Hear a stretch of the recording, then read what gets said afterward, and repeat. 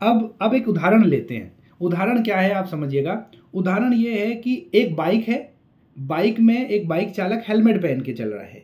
अब मान लीजिए एक्सीडेंट हुआ। एक्सीडेंट होने में क्या होगा कि बाइक स्लिप करी और उनका सर जमीन पे टकरा गया। ध्यान से सुनिएगा। तो क्या होगा, जो चोट उनके सर पे लगनी थी वो सर पे ना लग के किसको लग गई, हेलमेट को। अब आप बताइए कि ये जो उन्होंने किया, क्या किया, अपने सर में आने वाला जोखिम उन्होंने हस्तांतरित कर दिया, ट्रांसफर कर दिया हेलमेट को। तो ये समझदारी भरा फैसला था या नहीं था? ऑब्वियसली था, है ना। तो यानी कि जब कभी भी जोखिम को हस्तांतरित करते हैं, यानी कि ट्रांसफर करते हैं, एक से दूसरी जगह दे देते हैं, तो ये समझदारी भरा फैसला होता है। वैसे ही बीमा कंपनियां क्या करती हैं, बीमा कंपनी हम सब ग्राहक है मान लीजिए, तो हमारा जो रिस्क कवर है, वो हमारा जो प्रोटेक्शन है, जो हमारे न रहने पर हमारे परिवार में जो दिक्कतें आ सकती हैं, उसका जो जोखिम है हम हस्तांतरित कर देते हैं बीमा कंपनी पर। तो हम रिस्क को ट्रांसफर करते हैं, यह आप ध्यान रखिएगा। तो इसके ऊपर में भी कोई क्वेश्चन आ सकता है कि जोखिम हस्तांतरण करना अच्छी बात है या नहीं है। तो क्या बुद्धिमानी वाली बात है, अच्छी बात क्या है? जोखिम को अपने ऊपर प्रतिधारण करके रखना, शुद्ध हिंदी में, यानी कि अपने ऊपर रिटेंशन करके रखना, या ट्रांसफर कर देना। तो जोखिम को ट्रांसफर कर देना ज्यादा समझदारी भरा फैसला होता है। तो बीमा क्या है? बीमा बेसिकली है क्या कि जो ग्राहक है, ग्राहक ने अपना जो जोखिम है उसको हस्तांतरित कर दिया, उसको क्या किया, ट्रांसफर कर दिया। उसको किसको ट्रांसफर कर दिया? बीमा कंपनी को ट्रांसफर कर दिया, राइट। तो ये आप ध्यान रखिएगा कि रिस्क को कभी भी रिटेन करके नहीं रखना चाहिए, ट्रांसफर करना चाहिए। और बीमा कंपनी यही काम करती है। और बीमा में है क्या, ये एक तरीके का कॉन्ट्रैक्ट है जो पॉलिसी धारक और बीमा कंपनी के बीच है, जिसमें पॉलिसी धारक अपना जो जोखिम है वो बीमा कंपनी को हस्तांतरित करते हैं, शुद्ध हिंदी में, और इंग्लिश में इसे कहेंगे ट्रांसफर करते हैं, राइट। ठीक है, अब आगे बढ़ते हैं, थोड़ा सा और आगे चलते हैं। Manoj ji, good afternoon.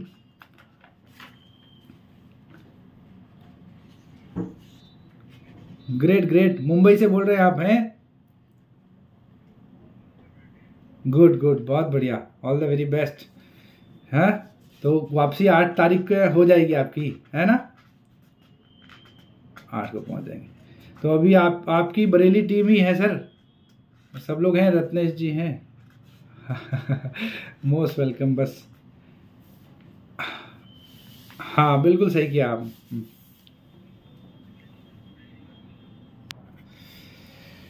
तो आगे बढ़ते हैं। देखिए, अब हम थोड़ा सा और आगे बढ़ते हैं। देखिए, हर कंपनी के अंदर एक इंटरनल ग्रेवियांस मैकेनिज्म सिस्टम होता है, आईजीएमएस कहते हैं उसको।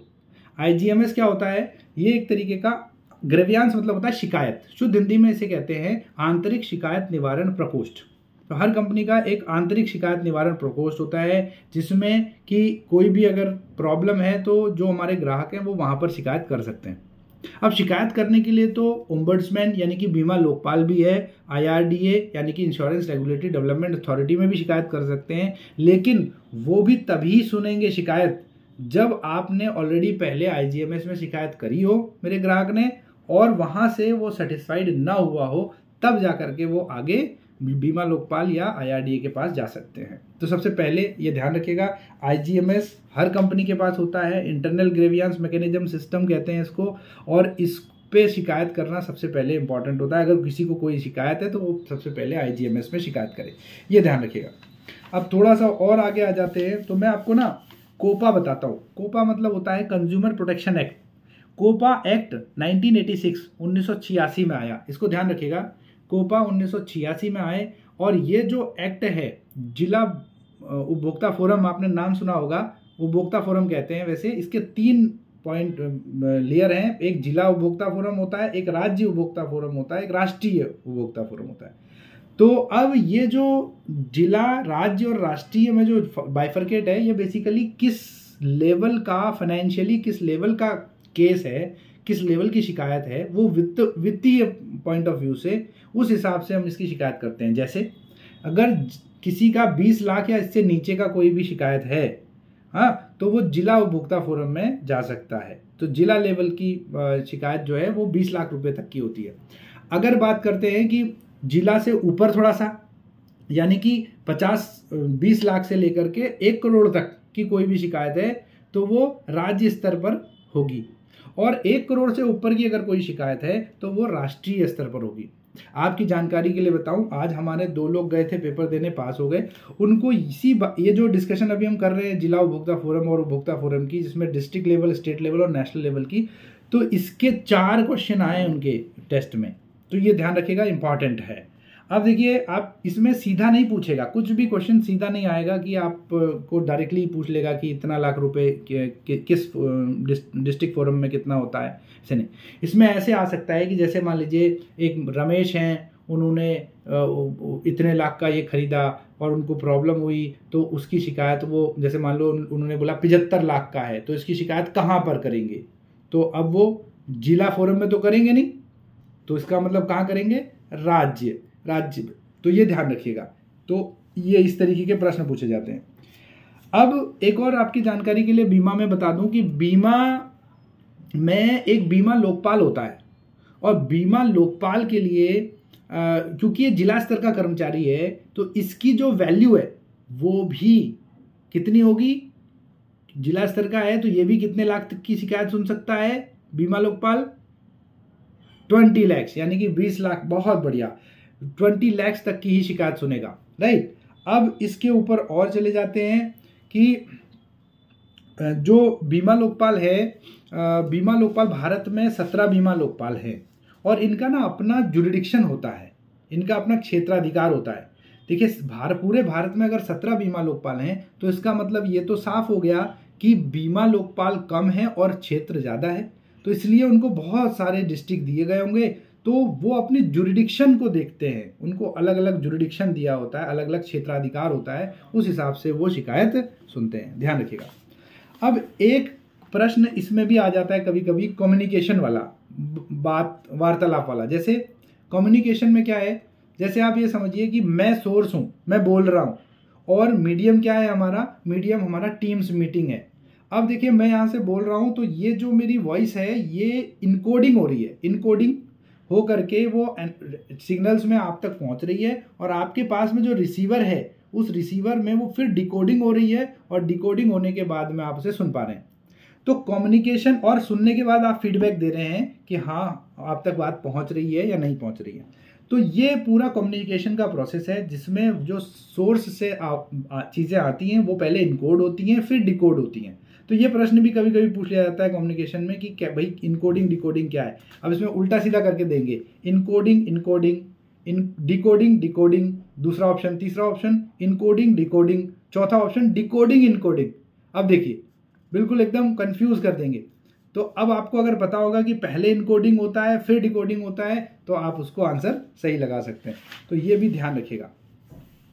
अब इसको ध्यान में रखते रखते IGMS मैंने आपको बता ही दिया।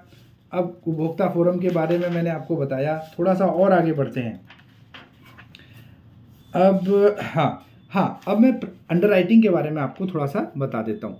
देखिए, होता क्या है, अंडरराइटिंग मतलब जोखिमांकन, अंडरराइटिंग मतलब जोखिमांकन। अब आप ये देखिए कि एक जो प्रपोजल फॉर्म है, अगर कोई ग्राहक हैं उनको पॉलिसी लेनी है, तो वो एक फॉर्म भरेंगे।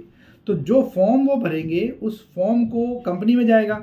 कंपनी में जब वो फॉर्म पहुंच जाएगा, तो फिर क्या होगा कि वहाँ पर ये देखा जाएगा कि वो कितना जोखिम वहन करने की उनकी क्षमता, और वो कितने जोखिम में है। जैसे फॉर एग्जांपल, कोई सिगरेट पीते हैं डेली तो कितना पीते हैं, लिकर लेते हैं कितना लेते हैं, वो कैसी जॉब करते हैं, क्या वो सामान्य टीचर है या कोई एथलीट है, या वो फौज में है या वो किसी कोल माइन में काम करते हैं। अच्छा, दूसरा, अगर फैमिली हिस्ट्री, कहीं उनको कोई शुगर उगर डायबिटीज़ तो नहीं है, परिवार में किसी को शुगर या डायबिटीज़ तो नहीं थी पहले। तो ये सारी चीज़ें जो हैं ये देखी जाएंगी। उसके बाद में फिर आगे उनको दिया जाएगा। लेकिन ये सारी चीज़ें कौन देखता है? ये जोखिमांकन करता देखता है। जोखिमांकन करता ये सारी चीज़ों को देख करके इसके बारे में डिसीजन लेते हैं कि इनको पॉलिसी का देनी है तो कितनी प्रीमियम में देनी है। इसे कहते हैं अंडरराइटिंग, यानी कि जोखिमांकन। अब देखिए, जो रियल मायने में एक होता है प्राथमिक जोखिमांकन करता, यानी कि प्राइमरी अंडरराइटर। वो कौन होता है? वो आप और मैं होते हैं, हम लोग एजेंट हैं। तो हम लोग क्या है? हम लोग प्राथमिक जोखिमांकन करता कहलाते हैं। प्राथमिक जोखिमांकन करता वो व्यक्ति जो सबसे पहले ग्राहक के पास फेस टू फेस पहुंच करके देखते हैं कि वो सही है नहीं है। ऐसा तो नहीं है कि जिसका हम पॉलिसी कर रहे हैं वो है भी कि नहीं है, वो है तो ऐसा तो नहीं है मानसिक रूप से पागल है तो उसकी भी पॉलिसी नहीं कर सकते, जो मानसिक रूप से अगर पागल है तो उसकी पॉलिसी नहीं कर सकते। हाँ, ये भी ध्यान रखिएगा।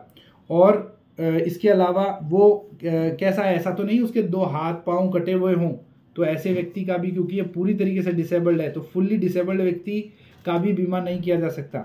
और ऐसा तो नहीं कि उसका कोई डिपेंडेंट ही ना हो, जिसका कोई आगे पूत ना पीछे बघा, एक कहावत है ना, तो अगर ऐसा भी है तो उसका भी बीमा नहीं किया जा सकता। तो ये सारी चीज़ें प्राथमिक जोखिमांकनकर्ता करते हैं, जो कि आप और मैं हैं। हम लोगों को हिंदी में अभिकर्ता कहा जाता है और इंग्लिश में एजेंट कहा जाता है, राइट। तो ये ध्यान रखिएगा कि प्राथमिक जोखिमांकनकर्ता किसे कहते हैं, तो आप कह सकते हैं प्राथमिक जोखिमांकनकर्ता एजेंट को कहते हैं, जो आप और मैं हैं, ठीक है। अब हम बीमा में कुछ इम्पोर्टेंट विषय पे आते हैं, जो कि बीमा का आप ये समझ लीजिए कि इसको हम कहेंगे सिद्धांत, बीमा के सिद्धांत, है ना। तो बीमा के वैसे तो 3 सिद्धांत होते हैं, ध्यान से देखिएगा, आप लिखना चाहें इसको लिख लीजिए। पहला सिद्धांत होता है बीमा का परम सद्भाव का सिद्धांत, यानी कि अटमोस्ट गुड फेथ, इंग्लिश में कहते हैं अटमोस्ट गुड फेथ और हिंदी में कहते हैं परम सद्भाव का सिद्धांत। दूसरा होता है जो सिद्धांत है वो है इंश्योरेबल इंटरेस्ट, इंग्लिश में कहते हैं इंश्योरेबल इंटरेस्ट और हिंदी में कहते हैं बीमा योग्य हित, बीमा योग्य हित। और तीसरा होता है लॉ ऑफ इंडिम्निटी, यानी कि क्षतिपूर्ति का नियम, क्षतिपूर्ति का नियम। अब देखिए 3 नियम होते हैं बीमा के, इसके अलावा कोई नियम नहीं है बीमा में। पहला आपको बताया मैंने अटमोस्ट गुड फेथ, परम सद्भाव का सिद्धांत। दूसरा मैंने जो आपको बताया वो था इंश्योरेबल इंटरेस्ट, यानी कि बीमा योग्य हित हिंदी में। और तीसरा मैंने आपको बताया लॉ ऑफ इंडिम्निटी, यानी कि क्षतिपूर्ति का नियम, क्षतिपूर्ति का नियम। अब आप ये देखिए कि ये तो तीनों नियम मैंने बताए हैं, इसमें शुरू के जो 2 बताए हैं वो जीवन बीमा में लागू होते हैं और आखिरी वाला जो मैंने बताया है लॉ ऑफ इंडिम्निटी वो जनरल इंश्योरेंस यानी कि सामान्य बीमा में लागू होता है। तो जीवन बीमा में लागू होने वाले जो 2 हैं उसमें है एक अटमोस्ट गुड फेथ परम सद्भाव का सिद्धांत और दूसरा इंश्योरेबल इंटरेस्ट बीमा योग्य हित। तो आइए हम पहले इन दोनों को करते हैं। तो सबसे पहले देखिए जो अटमोस्ट गुड फेथ है यानी कि परम सद्भाव का जो सिद्धांत है वो ये कहता है कि चाहे ग्राहक से पूछा जाए या ना पूछा जाए, बिना पूछे भी ग्राहक ने अपने बारे में सब कुछ सच सच बताना चाहिए। हाँ, चाहे पूछा जाए या ना पूछा जाए। अब बीमा अधिनियम आया था, बीमा अधिनियम मतलब इंश्योरेंस का एक्ट, ये कब आया? बीमा अधिनियम 1938 में आया। कब आया? 1938 में आया। बीमा अधिनियम जो 1938 में आया उसकी धारा 45 में ये लिखा गया है कि पॉलिसी लेते समय ग्राहक को अपने बारे में सब कुछ सच सच बताना चाहिए। अगर ग्राहक अपने बारे में सच सच नहीं बता पा रहे हैं, गलत बता रहे हैं, तो बीमा कंपनी के पास अधिकार है कि 2 साल के भीतर भीतर अगर बीमा कंपनी साक्ष्य के साथ ये प्रूव कर दे कि क्या प्रूव कर दे? साक्ष्य के साथ ये प्रूव कर दे कि ये जो ग्राहक है इन्होंने ये गलत इसमें बताया, कुछ चीज़ें छिपाई हैं, कंसील करी हैं, तो ऐसी स्थिति में बीमा कंपनी के पास ये अधिकार होता है कि वो उस पूरी पॉलिसी को रद्द कर सकते हैं और प्रीमियमों को जब्त कर सकते हैं। लेकिन इसी सेक्शन 45 में, इस सेक्शन 45 का नाम है इंडिस्प्यूटेबिलिटी क्लॉज, इंग्लिश में इसको इंडिस्प्यूटेबिलिटी क्लॉज कहते हैं और हिंदी में इसे कहते हैं निर्विवादिता खंड या अविवादिता उपखंड इसे कहा जाता है। निर्विवादिता मतलब बिना किसी विवाद के। तो 2 साल के भीतर भीतर अगर बीमा कंपनी ये प्रूव कर देती है कि ये जो प्रीमियम ये जो इन्होंने पॉलिसी ली है इसमें झूठ बताया है, तो बीमा कंपनी के पास ये अधिकार है कि वो प्रीमियम जब्त कर लेगी, पॉलिसी को सीज कर देगी, खत्म कर देगी। लेकिन 2 साल के बाद अगर बीमा कंपनी प्रूव भी कर देती है तो भी बीमा कंपनी का वो अधिकार खत्म हो जाता है। बीमा कंपनी को फिर चाहे कुछ भी हो जाए, बिना किसी विवाद के जो भी क्लेम आएगा उसको सेटल करना ही पड़ेगा। ठीक है, तो ये इंश्योरेंस एक्ट 1945 की इंश्योरेंस एक्ट 1935 के सेक्शन 45 में लिखा हुआ है, धारा 45 में लिखा हुआ है। तो ये पहला वाला अटमोस्ट गुड फेथ यानी कि परम सद्भाव का सिद्धांत, जिसको कि लॉ की लैंग्वेज में अबरिमा फिडिस कहा जाता है, लॉ की लैंग्वेज में अबरिमा फिडिस कहा जाता है, इसको इंग्लिश में अटमोस्ट गुड फेथ कहा जाता है और हिंदी में परम सद्भाव का सिद्धांत कहा जाता है। ठीक है, तो ये आप ध्यान रखिएगा। अब देखिए, जो भी चीज़ें स्टार्टिंग में बताने वाली होती हैं वो मटेरियल फैक्ट होते हैं, जैसे क्या कहाँ काम कर रहा है, क्या कर रहा है, सिगरेट कितना पीता है, दारू कितना, ये मटेरियल फैक्ट है। तो उनको अपने मटेरियल फैक्ट को सही सही बताना होता है। अगर नहीं बताते हैं तो मैंने बता दिया आपको कि इंश्योरेंस एक्ट 1938 के सेक्शन 45 में सारी चीज़ें मेंशन है, राइट। अब थोड़ा सा और आगे आ जाते हैं कि अटमोस्ट गुड फेथ में हम इंश्योरेबल इंटरेस्ट। अब दूसरा जो सिद्धांत है वो है बीमा योग्य हित, यानी कि इंश्योरेबल इंटरेस्ट। जो दूसरा सिद्धांत है उसमें यह कहा गया है कि कोई भी व्यक्ति किसी दूसरे के ऊपर बीमा नहीं ले सकता तब तक जब तक उसमें उसका इंश्योरेबल इंटरेस्ट यानी कि बीमा योग्य हित ना हो। जैसे हम जितने भी लोग अभी जुड़े हुए हैं इस कॉल पे, हम एक दूसरे के ऊपर में बीमा नहीं ले सकते। हाँ, मैं सत्यवीर जी पे या जैसलीन जी पे या फिर मैं संदीप जी या रत्नेश जी पे बीमा नहीं ले सकता। क्यों? क्योंकि अगर कुछ भी गलत बात होती है तो उसमें, जैसे मान लीजिए आप लोग भी मेरे पे बीमा नहीं ले सकते। क्यों? क्योंकि अगर मैं मर गया एक्सीडेंट में या किसी चीज़ में तो आपको कुछ नहीं पैसा मिलेगा, है ना, क्योंकि आपकी उसमें लाइबिलिटी मेरे ऊपर नहीं बनती है। कहने का मतलब ये है कि बीमा योग्य हित नहीं है आपका हमारा। बीमा योग्य हित उसका होता है, उस पर होता है, उसका होता है, उस पर होता है जो कि एक के न रहने पर दूसरे को वित्तीय नुकसान हो, फाइनेंशियल लॉस हो। याद रखिएगा। तो फाइनेंशियल लॉस, अब जैसे पति पत्नी बच्चे माता पिता, इनका आपस में है बीमा योग्य हित, एक के न रहने पर दूसरे को नुकसान होगा। अब दोस्त का बीमा लिया जा सकता है क्या? नहीं, दोस्त का बीमा नहीं लिया जा सकता, क्योंकि दोस्त अगर देखिए इमोशनल लॉस तो होगा, दुख लगेगा, सारी चीजें हैं, लेकिन उसके न रहने पर हमारे को फाइनेंशियल लॉस नहीं होगा, है ना। तो ये है कि दोस्त के ऊपर बीमा नहीं लिया जा सकता है क्योंकि उसमें बीमा योग्य हित नहीं है। लेकिन लेनदार देनदार, अगर वही दोस्त से आपकी कोई 10 लाख की देनदारी है सपोज, तो फिर आप उस पर 10 लाख तक का बीमा ले सकते हैं, लिखा पढ़ी में अगर है तो।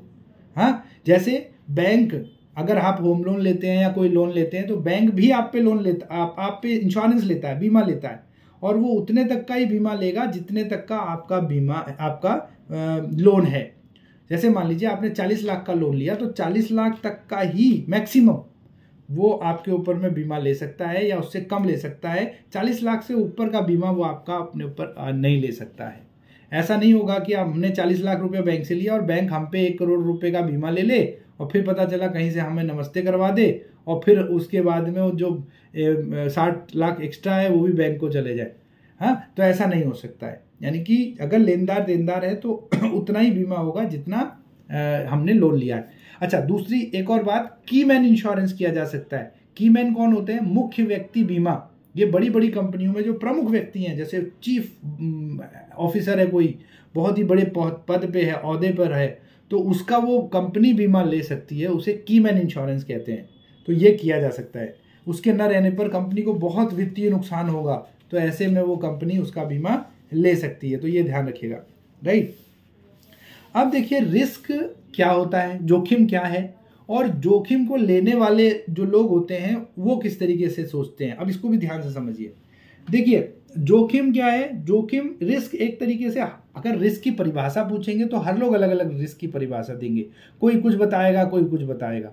लेकिन जो जोखिम है ना, वो अपने आप में ही एक बड़ी चीज है। लेकिन जो व्यक्ति विशेष हैं, जो हमारे ग्राहक हैं या आप, हम भी, हम जितने भी लोग अभी हैं, अगर रोड क्रॉस करने को कहा जाए ट्रैफिक वाली, तो कुछ लोग तो हम में से बहुत तेजी से रोड क्रॉस कर लेंगे, लेकिन कुछ लोग ट्रैफिक रुकने का इंतजार करेंगे और फिर रोड क्रॉस करेंगे। ऐसा क्यों होता है? क्योंकि हमारी क्षमता हमारी सोच पर निर्भर करती है। कुछ लोग बहुत एग्रेसिव होते हैं तो वो एग्रेसिव रिस्क ले लेते हैं। हाँ, कुछ लोग थोड़ा कंजर्वेटिव होते हैं, वो नहीं ले पाते उतना रिस्क। तो उसी प्रकार से रिस्क लेने की क्षमता और रिस्क ना लेने की क्षमता हमारे ग्राहकों में होती है। बट किसके ऊपर कितना जोखिम है इसका भी कैलकुलेशन किया जा सकता है, और उसी जोखिम के आधार पर हमारे ग्राहकों को चाहिए कि वो अपने ऊपर में बीमा ले। उतना कैसे निकालेंगे? अब ध्यान से सुनिएगा। देखिए, इंसानी जीवन अनमोल है, सब लोग जान रहे हैं, हम सबका जीवन अनमोल है भाई। हमारी कीमत लगाई जा सकती है क्या? आपकी और मेरी कीमत लगाई जा सकती है क्या?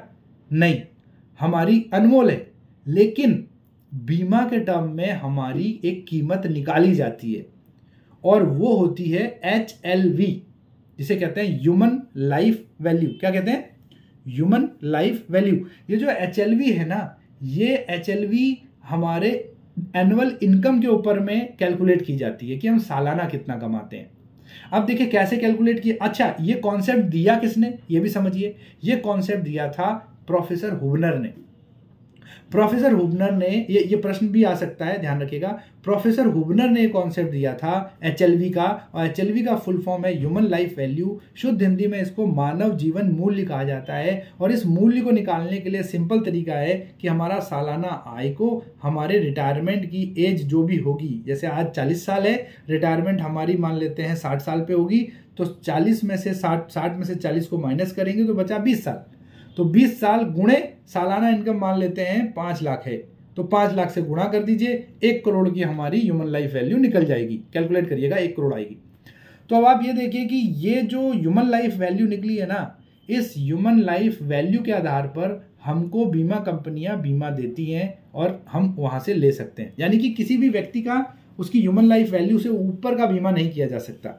अब आप ये सोचिए कि ऑल्टो पे ऑल्टो के बराबर ही तो बीमा किया जाएगा, और वहीं पर अगर मर्सिडीज है ना, एस क्लास, और या फिर ऑडी है, जगवार है, तो उन पे उनके लेवल की बीमा किया जाएगा।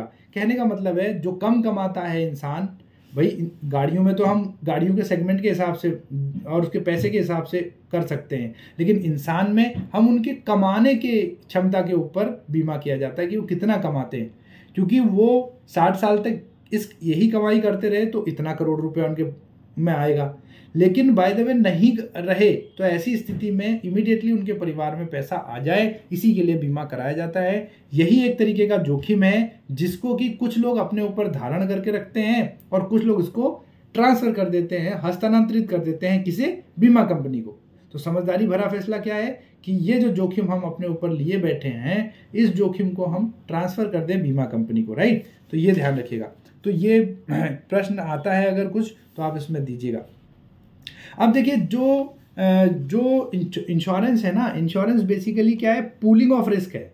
जैसे मान लीजिए सत्यवीर जी ने कुछ एक प्रीमियम दिया 50,000 का, जैसलीन जी ने 1 लाख का दे दिया प्रीमियम, संदीप जी ने 2 लाख का दे दिया, रत्नेश जी ने 4 लाख का दे दिया प्रीमियम, मैंने भी उसमें मान लीजिए 2-2.5 लाख का प्रीमियम दे दिया। तो ये सारा प्रीमियम, और भी बहुत सारे लोगों ने उसमें प्रीमियम दिया, तो प्रीमियम एक जगह इकट्ठा हो गया। अब आप देखिए कि मान लेते हैं कि एक मिस्टर श्याम थे, उन्होंने भी प्रीमियम डाला था, उन्होंने 20,000 रुपये का प्रीमियम डाला था, 2 लाख का उनका क्लेम बना। तो ये जो पूल बना है जिसमें सबने हमने प्रीमियम डाला है, ये पूल परफॉर्म कर रहा है, आगे बढ़ रहा है, इसमें बोनस भी बन रहे हैं, आगे पैसा ग्रो कर रहा है। तो अब उसमें से 2 लाख रुपया जो है उस मिस्टर श्याम जो अब नहीं रहे, एक्सीडेंट में, दुर्घटना में मृत्यु हो गई, उनके परिवार वालों को बीमा कंपनी अगर इसी पूल से निकाल के दे देती है तो बीमा कंपनी का भी कुछ नहीं घटता और उस परिवार को सहायता मिल जाती है इमीडिएट, ताकि वो परिवार आगे चलता रहे, वो अपनी डिग्निटी को न खोने पाए। तो ये बीमा है बेसिकली, जिसे पूलिंग ऑफ रिस्क कहते हैं, कि जितना जोखिम है सबका वो एक जगह पर इकट्ठा करा जाता है और जिससे सभी लोगों को तो बीमा में क्या होता है? पूलिंग ऑफ रिस्क होता है, ये भी आप ध्यान रखिएगा, है ना। ठीक है, अब थोड़ा सा और आगे आते हैं हम, ये हमने कंप्लीट कर लिया है। अब देखिए कुछ प्लानों में आते हैं, प्रोडक्ट में आते हैं। देखिए प्रोडक्ट की अगर हम बात करते हैं तो ये जो बीमा है, बीमा में ना यूलिप भी होते हैं, unit linked insurance plan, term plan होते हैं, एंडोमेंट प्लान होते हैं, हेल्थ प्लान होते हैं। तो आपको मैं इसको ऐसे समझाता हूँ कि जो हेल्थ प्लान है ना, उसमें एक फैमिली फ्लोटर करके प्लान होता है, नाम होता है उसका फैमिली फ्लोटर। तो फैमिली फ्लोटर एक ऐसा प्लान है हेल्थ में जिसमें कि पूरा परिवार कवर होता है, जिसमें परिवार में कौन कौन आ जाते हैं? परिवार में हस्बैंड, वाइफ, उनके बच्चे और माता पिता, इतने लोग आते हैं। तो फैमिली फ्लोटर में पूरा परिवार कवर होता है, जिसमें हस्बैंड, वाइफ, उनके बच्चे और माता पिता।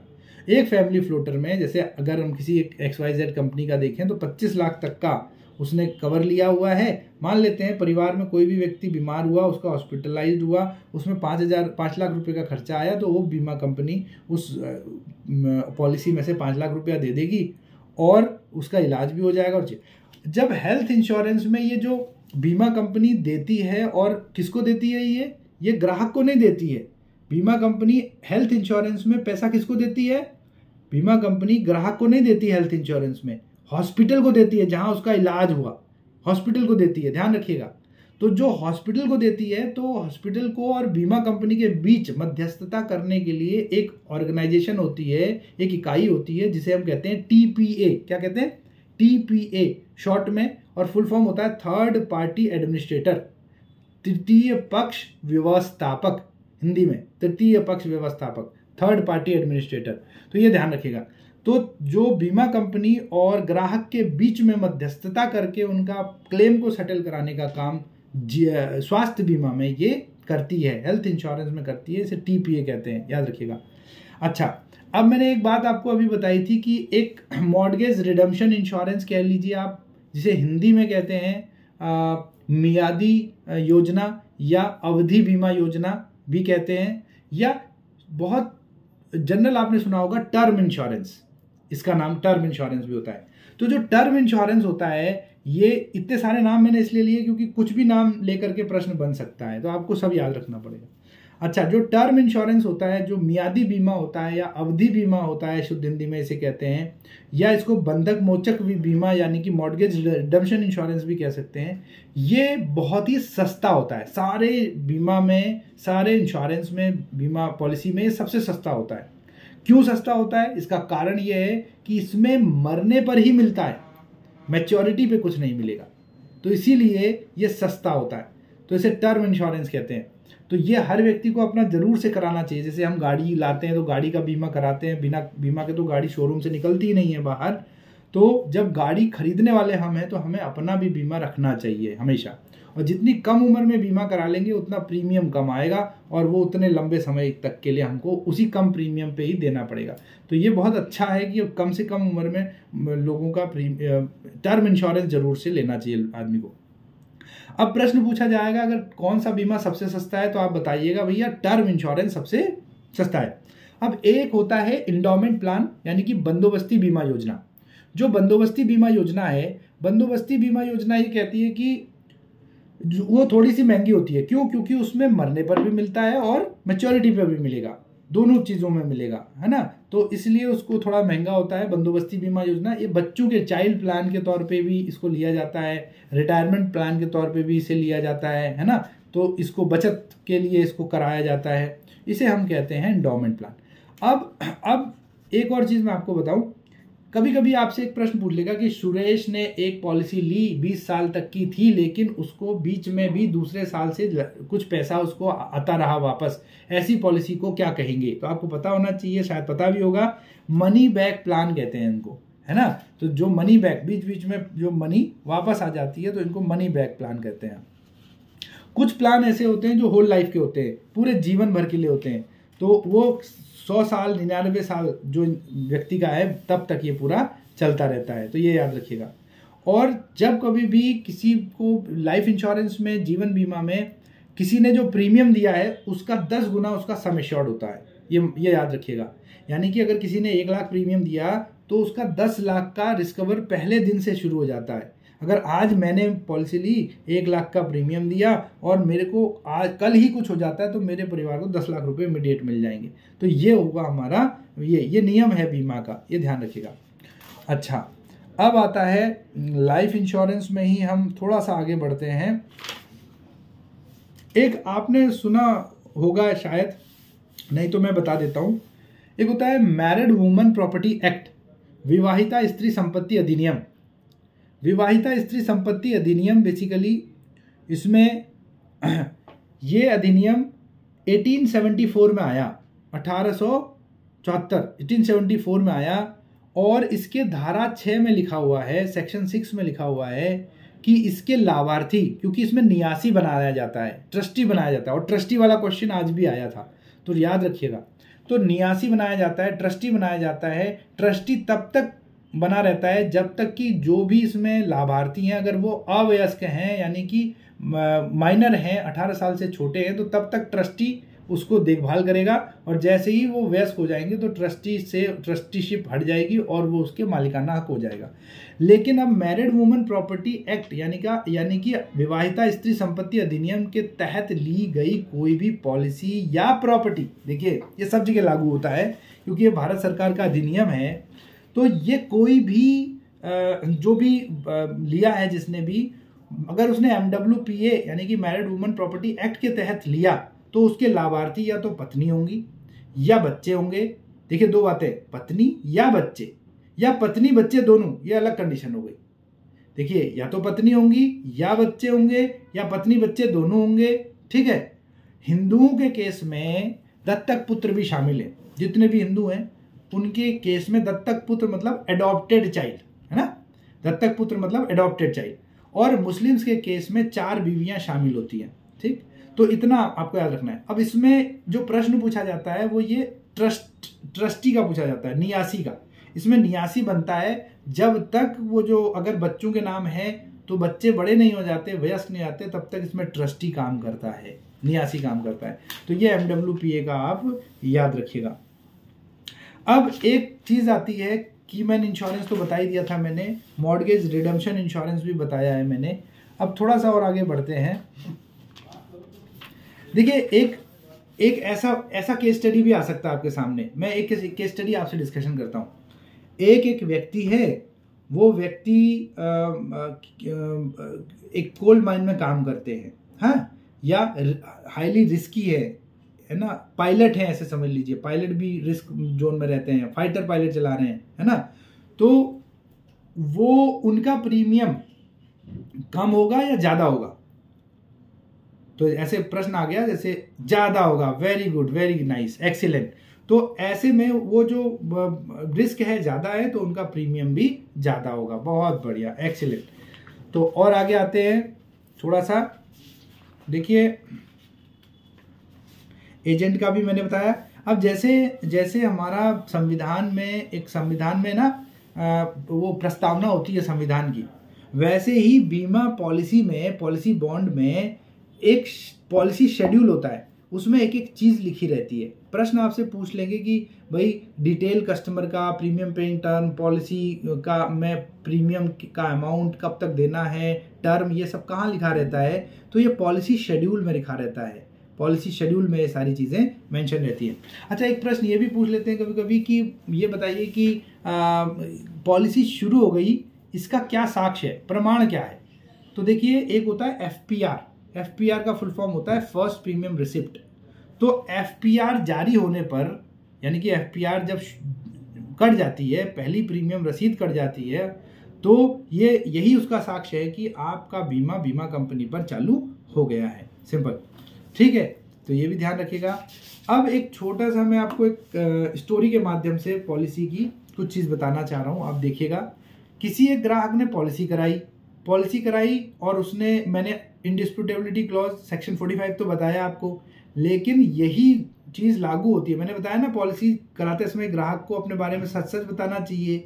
यही लागू होती है सेल्स पर्सन के लिए भी, यानी कि एजेंट के लिए भी, कि एजेंट को भी बेचते समय पॉलिसी ग्राहक को सब कुछ सच बताना चाहिए, कोई भी चीज छिपाना नहीं चाहिए। अब ऐसा क्यों? ऐसा इसलिए क्योंकि ग्राहक के पास भी अधिकार होता है कि यदि हमने उसको कुछ बताया और उसको पॉलिसी बॉन्ड जाता है उसके पास, तो हमारे ग्राहक के पास जब पॉलिसी बॉन्ड गया तो हमारे ग्राहक ने पढ़ा और देखा, अरे मुझे बताया तो कुछ और था और मुझे दिया कुछ और। तो ग्राहक के पास अगले 15 दिन के अंदर ये अधिकार होता है, जिसे फ्री लुक पीरियड या कूलिंग ऑफ पीरियड भी कहते हैं, कि जिसमें वो पॉलिसी को कैंसिल करा के, रद्द करा करके अपनी पूरी प्रीमियम ले सकता है वापस, ठीक है। तो इसीलिए ये ग्राहक के पॉइंट ऑफ व्यू से, ये कस्टमर बेचने वाले जो एजेंट हैं उनके भी पर्सपेक्टिव से हमको ध्यान में रखना है कि कितने दिन का होता है ग्रेस पीरियड? 15 दिन का होता है, ये ध्यान रखिएगा। तो ये ग्रेस पीरियड जो है 15 दिन। तो ग्रेस पीरियड अब जो है वो कुछ जगह पर 30-31 दिन का भी ग्रेस पीरियड, सॉरी ये फ्री लुक पीरियड 15 दिन का होता है, ये ध्यान रखिएगा। इसे कहते हैं फ्री लुक पीरियड, यानी कि पॉलिसी को जब शुरुआत में करते हैं। अब देखिए पॉलिसी चालू हो गई और अगले साल फिर से उसमें प्रीमियम देना है, और मान लेते हैं 1 जनवरी को पॉलिसी आपने कराई थी और अगले साल 1 जनवरी को फिर से देना है ना। कैमरा ऑन कर लीजिए सत्यवीर जी, रत्नेश मैम, हाँ कैमरा ऑन कर लीजिए तो ठीक रहेगा। और अगर थक गए होंगे तो हाँ ठीक है, गुड। अगर थक गए हैं तो बताइएगा, हम लोग इसको फिर पोस्टपोन करके। सत्यवीर जी नो कंफर्म, अच्छा हाँ थैंक यू। जैसलीन जी थके तो नहीं? Great great. Ratnesh ma'am all set, okay great great. तो आप सभी लोग हैं। एक्चुअली कैमरा रहता है तो लगता है और कैमरा नहीं लगता है तो ऐसा लगता है कि मैं सिर्फ बोल रहा हूँ, सुन कोई नहीं रहा मुझे। चलिए ठीक है, तो थोड़ा सा आगे बढ़ते हैं। बस ज़्यादा समय नहीं लूँगा आज मैं आपका, फिर हम दोबारा से रिवाइज करेंगे। आज मैं आपको कुछ चीज़ें बताता हूँ, कुछ जो छूट जा रही हैं, क्योंकि सारा नहीं हो पा रहा है अभी, क्योंकि आप लोगों की भी स्ट्रेंथ है भाई। हम तो अपने हिसाब से सारा बोल ही देंगे, लेकिन आपकी को तो वो समझना भी है, याद भी रखना है, तो इसलिए हम उसको कुछ आज करेंगे, कुछ कल कर लेंगे, कोई दिक्कत नहीं। तो अब कल भी हम 3 बजे मिलेंगे। हाँ हाँ संदीप जी, हाँ संदीप जी, हाँ जी हाँ जी,